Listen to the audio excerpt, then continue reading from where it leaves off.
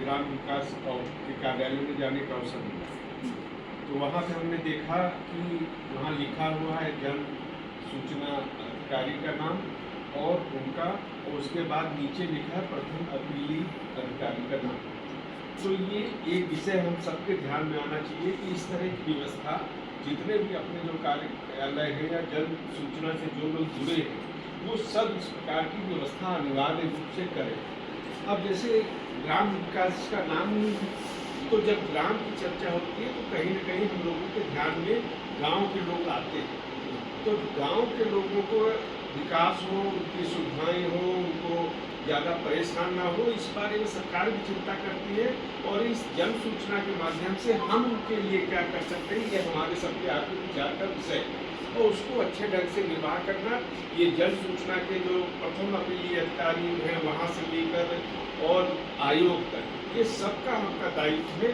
तो एक टीम बना के हम लोगों को चलना है जिससे गांव के लोगों को न्यूनतम परेशानी हो, उनकी समस्याओं का समाधान हो। तो एक बड़ी बात यह है कि उनकी समस्याओं का समाधान अगर आप अपने स्तर पर कर लेंगे तो उनको लखनऊ नहीं दौड़ना पड़ेगा। इधर मैं अपने अनुभव भी आपसे साझा करूंगा, केवल आप उदाहरण मैं दूंगा, उससे आप समझ जाएंगे कि क्या मैं चाहता हूं, क्या स्थिति है। अब जैसे मान लीजिए आपका विषय है कि नहीं, जैसे गांव में प्रधानमंत्री आवास, निर्मल आवास और मुख्यमंत्री आवास ये मिलते हैं। एक उदाहरण दे रहा हूँ।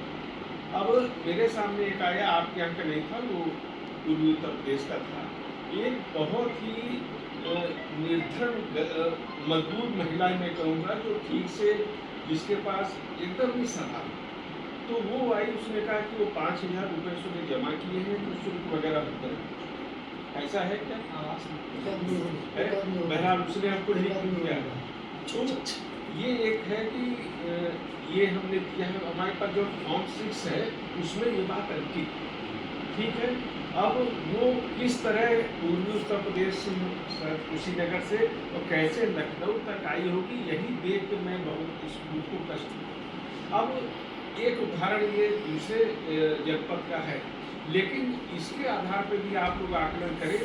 तो मेरा ये कहना है, ये उदाहरण दे के मैं केवल ये बताना चाहता हूँ कि केवल जो गरीब, वंचित, पीड़ित मजदूर हैं, किसान हैं, इन लोगों को लखनऊ ना दौड़ना पड़े, ये प्रयास आप लोग करें।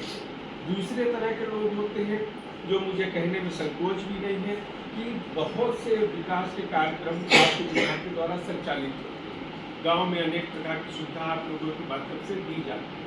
निचले स्तर से लेकर ऊपर ब्लॉक तक ये सारी अनेक योजनाएं सरकार की संचालित हो रही है, उनकी संख्या बहुत अधिक है। अब इसमें एक जो मैं कह रहा हूँ, जिसको मैं कहने में आप लोग के सामने मैं सब कुछ नहीं करता हूँ, आयोग में करता हूँ कि नहीं करता हूँ कि क्या एक तो जो राजनीतिक मुद्दा है, प्रधान जी के कुछ पक्ष में लोग हैं, प्रधान जी के कुछ विरोध में पक्ष है, और तमाम जन सूचनाएं उससे आधार पर बनाई जाती है। तो इस पचड़े में हम लोगों को नहीं पड़ना। हमारा राजनीति से कोई मतलब नहीं है, हमें उन लोगों की पॉलिटिक्स से मतलब नहीं है जो ये जन सूचना को अपनी राजनीति का माध्यम बनाना चाहते हैं। उनके प्रति हमको उदारता नहीं दिखानी है। तो लेकिन दूसरी बात इसी के साथ ये है कि भारत के प्रत्येक नागरिक को जन सूचना मांगने का अधिकार है, हम उनको रोक नहीं सकते हैं। लेकिन आप जो फॉर्म 6 है उस पर आप देखें कि कौन सा इनका उद्देश्य क्या है। केवल आप कल्पना करें केवल राजनीति का उद्देश्य है तो आप देख लें, उनका एक रिकॉर्ड प्रारूप 3 में आप उस बना के रखिए। पिछले में इन्होंने क्या बिंदु से मांगी सूचना, आगे दूसरा है वो क्या मांग रहे हैं। इन लोग के कुछ बिंदु समाप्त हो जाते हैं तो अगले में आ जाते हैं, कुछ बिंदु इधर के उधर कर दिए, ऐसा भी चलता है, आप लोग का अनुभव आया होगा। तो इसके आधार पे आप ऐसे लोगों की भी एक सूची बना लें कि जो केवल अगर खरीद करते हैं तो नहीं। लेकिन फिर मैं अंत में कहूँगा कि केवल हम लोगों का उद्देश्य ये जरूर होना चाहिए, सूचना सबको देनी है, सूचना निर्धारित समय पे देनी है, अंतरण करना है तो निर्धारित समय पे करना है। अगर इन सब का उल्लंघन होगा तो एक तरह से दंडनीय विधान भी एक्ट में है, इस पर भी आप लोग ध्यान रखेंगे। सारे काम समय से होने चाहिए। और दूसरा, मैं इससे बढ़कर आगे ये हर जगह ये कहता हूँ कि केवल जो हम लोग यहाँ पे बैठे हैं, हम लोग जो कर सकते हैं उसमें किसी भी गरीब वंचित का अहित नहीं होना चाहिए, उसको परेशान नहीं किया जाना चाहिए, उसको दौड़ ना हो। इस बात का पूरा आप लोग इसको बहुत जिम्मेदारी से लें कि वो बेचारे जिनके पास किराया तक नहीं है वो लखनऊ को आए नहीं तो आप वहीं का समाधान कर दें। इसलिए मैं जहाँ भी जाता हूँ ये विशेष रूप से आग्रह करता हूँ कि गरीबों के प्रति हम सबको संवेदनशील भी होना चाहिए और जो अपने दायित्व उनका निर्वाह करना चाहिए। हमारी आपकी सेवा सत्यों से जुड़ा हुआ विषय, इस पे बहुत ध्यान देने की आवश्यकता है। आगे भविष्य में भी मैं आप लोग से संपर्क करता रहूँगा।